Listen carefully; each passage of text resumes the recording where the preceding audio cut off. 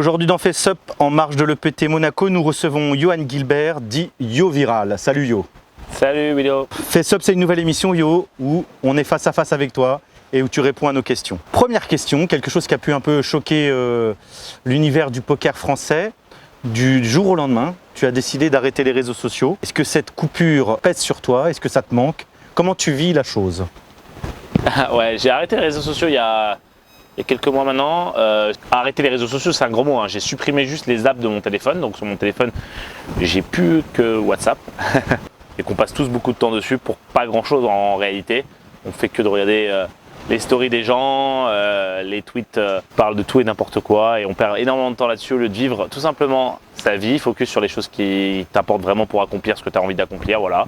J'étais plus feignant, il y avait des moments où je l'avais fait dans mon passé et à chaque fois ça a été quelque chose, ça a été une période où j'étais beaucoup plus productif. Non, ça me manque pas, au contraire, et là je suis même en train de me dire pour la première fois que je vais peut-être continuer justement à ne pas avoir les applications sur mon téléphone et donc peut-être passer par quelqu'un, un community manager pour peut-être vous tenir au courant un peu plus, même si on a toujours YouTube et les vidéos et les super vlogs. Tu vas peut-être prolonger cette période de chasteté. Voilà, c'est jusqu'à août pour le moment, c'est 6 mois de challenge et je pense qu'il y a moyen que je renouvelle après ça parce que j'aime bien. Avant, tous les dimanches, plus tôt dans ta carrière, on te retrouvait aux commandes de ton stream, même si aujourd'hui on retrouve des nouvelles personnes dans une nouvelle dynamique. Et ça fait pas mal de temps qu'on ne te voit plus. Pourquoi ? Et est-ce que ça te manque, ce partage avec ton public que tu avais tous les dimanches? Oui, ça me manque un peu, mais le poker online ne me plaît plus depuis longtemps. Ça fait longtemps que je joue plus au poker en ligne. Je ne m'y retrouve plus parce qu'en fait, c'est des buy-ins qui sont trop faibles par rapport à ce que je joue aujourd'hui, c'est-à-dire de la compétition live à des buy-ins plus importants. Les seuls gros buy-ins, par exemple à 10K ou 5K online, qui seraient équivalents à ce que je joue en live, ce sont des tournois où ce sont juste les meilleurs du monde qui s'affrontent. Si moi je me mets à affronter les meilleurs du monde online sur ces tournois-là, aujourd'hui, clairement, ils sont bien meilleurs que moi. Donc le plaisir est moindre, plus le fait que je ne vais pas gagner d'argent à jouer ces buy-ins-là. Donc je dois jouer soit des buy-ins en dessous, mais ça fait, voilà, j'ai joué pendant quand même 10 ans online, quasiment tous les jours. Donc jouer des buy-ins en dessous de ce que tu joues normalement, c'est pas très agréable. Imaginez par exemple vous êtes aujourd'hui sur des 100 € ou des 50 € et on vous dit qu'il faut jouer que des 5 € et des 10 €. Forcément vous allez trouver moins de plaisir, surtout si ça fait 10 ans que vous faites des 50 €, des 100 € par exemple. Voilà, c'est le même principe aujourd'hui. Du coup, je vois pas l'intérêt de streamer juste pour faire le show et pas prendre de plaisir moi-même. Donc du coup j'ai mis des streamers qui eux jouent les tournois que beaucoup d'entre vous jouent, donc sur la chaîne YouTube tous les soirs, enfin Twitch tous les soirs, pendant une période de 6 mois, il y a les streamers de l'équipe de la Web TV Radio Poker. Alors quelle est la pire décision que tu n'aies jamais prise au poker et comment tu as réagi lorsque tu t'en es rendu compte? Oula, la pire décision c'était dans une main de poker, on va dire. Dans une main de poker, j'ai le plus gros pot que j'ai perdu de ma carrière en cash game. C'était il n'y a pas si longtemps, c'était il y a quelques mois. J'ai perdu un pot à $1,5 million. J'ai collé dans un stand-up game. Bon, pour ceux qui regardent mes lives, vous savez ce que c'est le stand-up game, on l'a importé en Europe. Voilà, un jeu où on joue très agressif, etc. Mais bon, là j'ai été un peu trop agressif, ou passif, ou les deux. J'ai collé 220 000 pré-flop, 220 000 $ pré-flop avec un As et un 8, voilà, As-8 offsuit. Voilà. Et j'étais déjà assis en plus moi. Ils étaient plus que deux debout et je me suis un peu emballé quand le mec a fait tapis 220 000. Je l'ai collé, il avait paire de valets tout simplement, on a fait 2 boards, j'ai perdu 2 fois, donc pot à quasiment 500 000 avec tout ce qu'il y avait dedans. Combien de pertes sèches pour toi? Du coup 220 000 sur cette main, ouais. À ne pas reproduire à la maison. Quelle est la plus grande somme d'argent que tu n'aies jamais gagnée grâce au poker et comment tu as dépensé cet argent après l'avoir gagné? Plus grande somme d'argent, c'était sur le WSOP Main Event en un tournoi. J'ai fait deuxième WSOP Main Event en Europe en 2021 pour 792 000 €. Et du coup, comment j'ai dépensé cet argent? Je ne l'ai pas vraiment dépensé. Direct dans la bankroll? Ajouté à la bankroll, ajouté au capital et disons que... même pas un petit plaisir, même pas un petit giro-bois de champagne? Non mais si, mais ça on le fait même quand même quand je gagne pas, même quand je perds. Pas besoin de gagner. Non, pas besoin de gagner pour ça, mais voilà, ajouter et puis disons que rythme de vie qui a pas vraiment changé. Donc en fait, c'est pas parce qu'on gagne un tournoi qu'il faut absolument dépenser l'argent, déjà premièrement, et il faut vraiment voir les choses comme un grand ensemble. Et quand même, c'est important de dépenser son argent parce qu'on n'a qu'une vie. Et globalement, je le fais beaucoup plus qu'avant. Donc, je suis assez content de ce point-là. Avant, j'étais plus économe. Aujourd'hui, je le suis moins. Et en fait, j'ai réalisé que, pour parler d'argent, que en fait, on n'a qu'une vie vraiment. Et donc, du coup, ça serait dommage de mourir avec tout son argent. Voilà. Quelle est la plus grosse limite que tu aies joué en catch game? 500 000, 2000, voilà, straddle 2000 toutes les mains. 500 000 straddle obligatoire à 2000. Ouais, voilà. Donc tu étais en 1000-2000 quoi finalement. Voilà. C'est combien la cave minimale en 1000-2000? On avait tous à peu près entre 200 et 1 million sur la table, chacun. Ouais. 200 000 et 1 million sur la table. Y a-t-il un moment dans ta carrière de joueur de poker que tu aimerais revivre? Si tu avais un moment à revivre, c'est lequel que tu choisirais? Ouais, si j'avais un moment à revivre, le moment où j'ai le plus pris de plaisir et kiffé, le moment, ça a été WSOP 2019 sur ma table finale. J'avais un rail d'une vingtaine de personnes qui sont un mix de joueurs et de followers et de gens qui habitent à Vegas que je connais. Et ils étaient tellement chauds, ça criait, et j'étais en chaussettes sur la stage. J'ai cassé la télé sans faire exprès à la Mohamed Eni. J'ai eu mon pied dessus, j'ai gagné un flip. J'ai tapé dans la télé, ça a cassé la télé. Enfin bref, on s'en est rendu compte qu'après, on m'a envoyé les photos de la télé cassée. En fait, tout était trop drôle. Tout était vraiment un énorme troll. Je me fais attaquer par un bourdon. Les mecs trollaient à mort dans le rail. En général, dans les rails comme ça chauffe un petit peu les adversaires, ça troll. Ils me faisaient des vannes, ils me faisaient rire. J'arrivais pas à rester concentré. Et en même temps, il fallait que je sois concentré. Et en même temps, je changeais pas mon jeu. Et ça me montrait qu'en fait, c'était toutes les années que j'avais fait de poker en ligne et de poker en live où j'étais capable de faire plein de choses en même temps, jouer par exemple 12 à 24 tables, streamer, parler avec des gens, recevoir des invités, envoyer de la fumée, mettre des sons et des lumières. Tout ce que je fais, le multitask que j'ai toujours fait, ça a été reproduit sur une table de live et j'ai pas changé un gramme mon jeu quand je review cette table finale et je referai exactement tout pareil. Je l'ai revu avec des super pros et pour la plupart des coups, on était tous d'accord et je suis vraiment content de ça. Même si j'ai fait deuxième, évidemment, c'était frustrant, c'était à côté du bracelet. Mais ouais, non, je referai tout pareil et juste d'avoir kiffé le moment, je l'ai vécu vraiment à fond ce moment-là et c'était le meilleur moment de ma carrière aujourd'hui et pourtant c'est une deuxième place. Voilà. Quel est le joueur de poker le plus intéressant ou le plus fascinant que tu aies rencontré et pourquoi? Le plus intéressant et fascinant que j'ai rencontré, pourquoi? Je dirais que c'est Elki parce que il est la personne que je m'attendais à voir en vrai, mais je pensais pas qu'il serait aussi accessible à l'époque. Je pensais pas qu'on deviendrait amis. Je pensais pas que ça serait quelqu'un qui serait aussi génie dans autant de domaines en fait. C'est un génie dans plein de domaines. Et dès qu'il touche à quelque chose, il a envie de tryhard à fond. Et il est vraiment, c'est le premier livre que j'ai lu, c'est le livre d'Elki, qu'il est Elki à l'époque. Et donc du coup, je m'attendais pas à tout ça. Et aujourd'hui, on fait des parties ensemble, la Yo Virals Game, notamment à Rosvadov, au King's Casino, et c'est des parties de fou. Non, c'est vraiment le personnage le plus intéressant et le plus cool et le plus génie que j'ai rencontré dans le poker. Voilà. As-tu déjà utilisé tes compétences de poker pour remporter un autre type de jeu ou un concours? Peut-être pas pour d'autres types de jeux, mais les compétences qu'on apprend au poker servent dans la vraie vie, donc je les utilise dans la vraie vie. Quand tu es avec des gens qui te parlent par exemple de business, qui te parlent de travailler ensemble, ou par exemple même dans la séduction, tu veux essayer de comprendre ce que la personne veut de toi en fait. Cette fille veut de toi, ce que ce mec veut de toi, qu'est-ce qu'il veut en fait, qu'est-ce qu'il sous-entend. Parce qu'en fait, il y a beaucoup. Les mots, c'est genre 10% du vrai sens. 90% ça vient du body language et voilà, des intentions réelles. Les intentions réelles ne sont pas prononcées en général dans les mots. Souvent, les gens disent quelque chose, mais ils veulent pas du tout. Ce qu'ils entendent par là, c'est pas ça. Et ils attendent autre chose en fait. Et c'est bien en fait, le poker te permet de comprendre ce que les gens veulent vraiment, ce qu'il y a dans leur tête. Et du coup, je dis pas qu'évidemment c'est le cas à chaque fois, mais souvent j'arrive à avoir un bon read, comme on dit, bonne lecture sur ce que la personne veut de moi. Et du coup, après, libre à toi d'aller dans son sens ou pas, mais au moins tu es fixé sur ses vraies envies et motivations et tu te fais du coup moins arnaquer, tu te fais moins.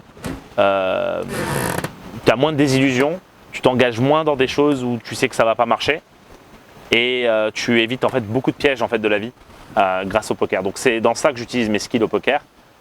Si je devais pas les utiliser dans le poker, c'est vraiment là que je les utilise depuis des années. Ouais. Comment tu gères le stress et la pression lors d'un tournoi de poker et particulièrement sur ces gros tournois que tu joues maintenant, les 100 000 euros, les 25 000 euros? Ces tournois-là, j'en ai joué pas mal, mais c'est vrai que c'est des tournois énormes et tu swings des millions dans un sens ou dans l'autre.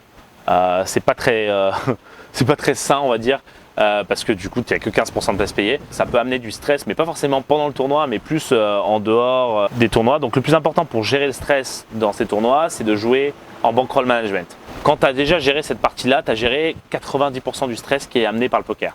Et c'est le truc que les joueurs ne savent pas faire.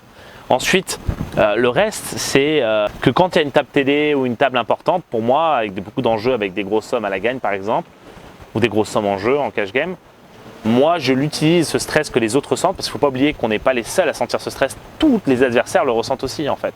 Et du coup, ça rassure, en fait, de penser comme ça, de se dire, voilà, mais en fait, tout le monde est stressé, en fait. Et moi, leur stress, en fait, me nourrit et me permet d'être moins stressé, en fait, parce que je me remarque, en fait, qu'ils sont nerveux. Et le fait de remarquer que vos adversaires sont nerveux, donc de ne pas focus que sur vous-même, mais de regarder ce qui se passe autour de vous, et de remarquer qu'en fait, vos adversaires sont aussi nerveux que vous, voire plus, et ben, vous pouvez vous nourrir de ça et vous dire, mais en fait, on va essayer d'être le mec rassurant, enfin on va essayer de se rassurer, on va essayer d'être rassurant pour soi-même parce que de toute façon tout le monde est stressé, donc voilà. Et croire que les gens c'est des machines, c'est ce qui vous fait stresser en fait. Les gens c'est pas des machines, ça reste des humains en face de vous. Et voilà. Donc les deux points qui me permettent de gérer ça. Quels sont les traits de personnalité que tu penses être le plus important pour réussir dans le poker professionnel? Alors la première c'est l'honnêteté, parce que si tu es honnête avec toi, l'honnêteté avec soi-même. Si tu es honnête avec toi-même, tu ne te mens pas à toi-même, tu sais revoir des erreurs que tu as faites, tu sais les trouver dans ton jeu et tu sais en tout cas les soumettre à d'autres joueurs et des coachs.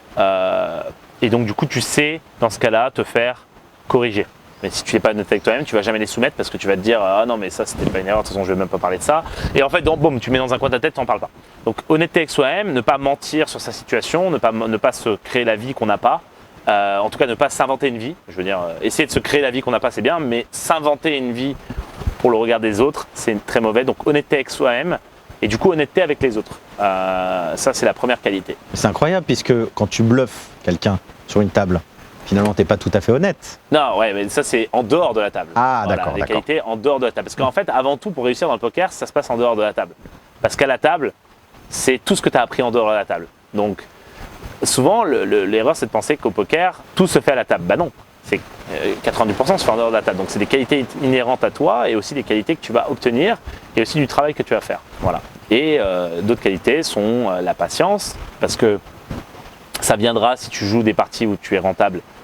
Tu finiras par être rentable, tu as la bankroll, donc la patience, le volume de jeu, mais c'est pas vraiment une qualité, mais c'est le fait d'être dédié à faire du volume de jeu, donc de dédier du temps à ce jeu, à cette passion, la curiosité de savoir ce que quelqu'un qui a réussi ferait à ta place et d'aller se renseigner un maximum, d'aller travailler un maximum avec ces gens-là. Si tu pouvais changer une règle comme on retire la river, une règle au poker, qu'est-ce que tu changerais comme règle? J'ajouterais une règle en fait. Alors, qu'est-ce que tu ajouterais comme règle? Le stand-up game à toutes les heures. Toutes les heures. C'est ce que j'ai fait dans ma game en fait. Dans la Yoviras game, on met stand-up game à pile de chaque heure, c'est-à-dire qu'on est tous debout, on se met tous debout, on joue au poker normalement. Quand on gagne une main, on a le droit de s'asseoir et on continue à jouer avec les autres qui sont debout. Et le dernier qui est debout, c'est donc le dernier qui n'a pas gagné une main, le mec qui a foldé, qui a fait que folder. En fait, il est puni parce qu'il paye. En général, si c'est 50 sans les blindes, il paye 3 blindes, 300 € à chacun de ses adversaires. Et là, le stand-up game s'arrête. Donc du coup, voilà, pas de place pour les nits, pas de place pour les joueurs serrés. Ça fait un jeu beaucoup plus intéressant. Ça dynamise. Ça dynamise à mort le jeu. Et donc je mettrai stand-up game toutes les heures et c'est ce que j'ai fait. Comment vois-tu l'industrie du poker évoluer dans les prochaines années? Plutôt bien, le poker a des belles années devant lui parce qu'on le voit sur les fils de live par exemple, il y a de plus en plus de joueurs. Je ne sais pas trop pour le poker online, je ne suis pas sûr que pendant plusieurs années le poker online va encore être très profitable. Quelques années oui, mais plus de 10 ans je ne suis pas sûr, vraiment. Parce que il y a forcément tous les robots, tous les bots qui sont programmés sur du Game Theory Optimal, sur du GTO, depuis qu'il y a des logiciels comme PioSolver qui existent depuis 2014-2015. Chaque codeur sait faire un joueur qui joue comme le logiciel. Donc un joueur qui n'est pas exploitable, qui joue de manière Parfaite. Ouais, c'est pas vraiment parfaite, parce que la manière parfaite, ça va être exploitante, mais c'est une manière qui pourra toujours gagner, et voilà, donc c'est un peu chiant quand même, sachant que c'est très dur à détecter pour les sites de poker, donc du coup ça c'est très dérangeant. Donc ça, le poker en ligne, je suis moins sûr. Par contre, le poker en live a des très belles années devant lui, mais vraiment même des dizaines, parce que il y a de plus en plus de joueurs, tout simplement. On en voit de plus en plus, à toutes les limites, dans tous les tournois, que ce soit des petits tournois, des gros tournois, que ce soit des petites cash games, des gros cash games, de plus en plus de joueurs. Donc voilà, je suis très très optimiste pour le poker en live, et donc c'est beaucoup plus dur évidemment de tu es tout seul face à t'es avec tes cartes et ton cerveau, hein, Et tes adversaires. Voilà, tes adversaires. Donc il y a beaucoup plus de fair, c'est plus équitable. Voilà. Quel est le plus grand défi que tu as rencontré en tant que joueur de poker et comment tu as fait pour le surmonter?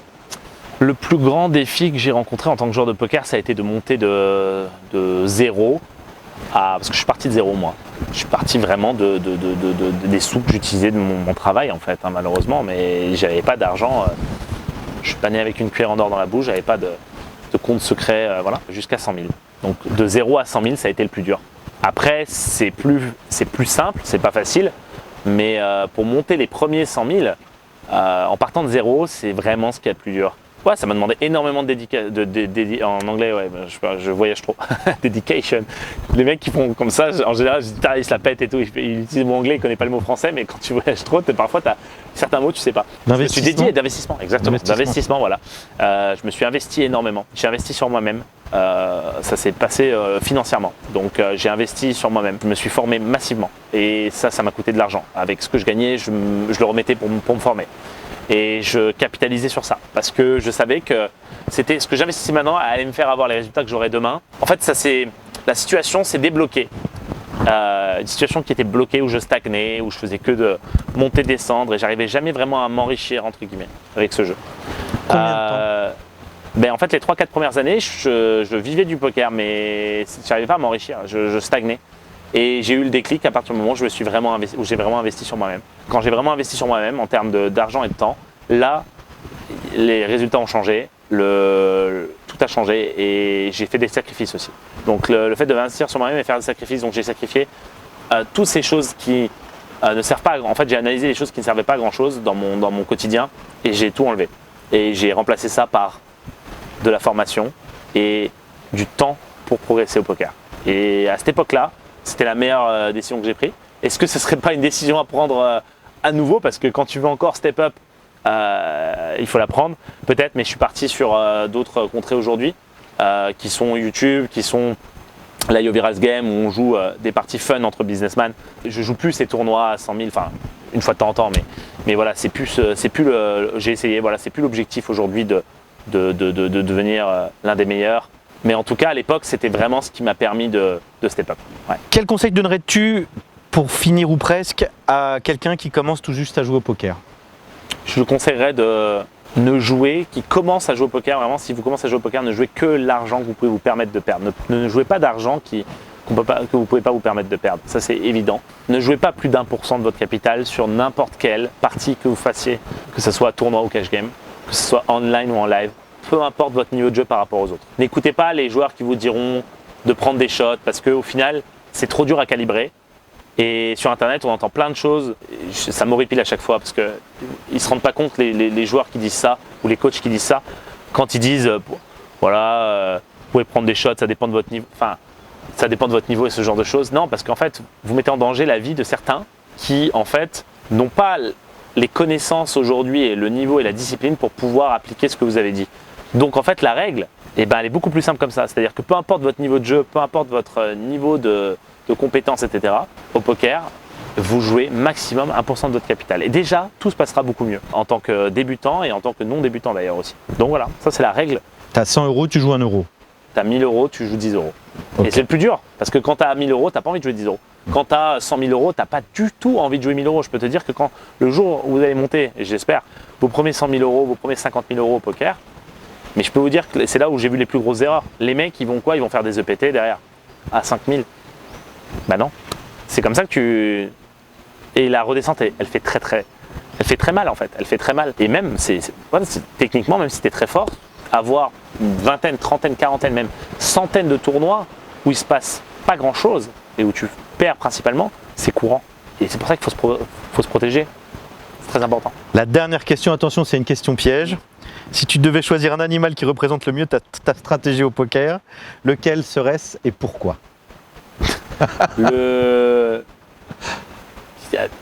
Un animal. Ouais. Bref. Le requin? Moi, Le tigre? mais pas le du lion? tout. Mais moi j'adore les chiens en fait. J'adore les chiens. Moi je suis. Quel type de chien? Les chiens sont intelligents. Les chiens sont très intelligents. Et quel type de chien? Un berger allemand. Ouais, parce qu'il faut être un peu agressif. Il faut être malin, agressif. Je sais pas. Je suis pas assez expert dans les chiens, mais je dirais que ouais. Vas-y, je te laisse choisir. Le berger allemand, tu dis? Allez, berger Vas-y, allemand. berger allemand. Attention, on va t'incruster une tête de berger allemand sur ton visage. Aujourd'hui, nous recevions dans FaceUp Yo Viral. Merci Yo. Le berger qui parle allemand. Merci Willow, c'était cool.